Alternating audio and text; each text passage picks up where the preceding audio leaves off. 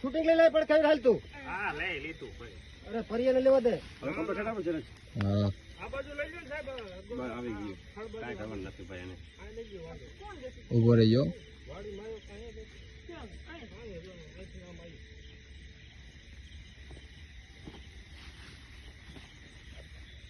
હવે તો પડખે આપણે આ ગાંગા ઉપર સાહેબ હાથમાંથી લીધા હાલે તો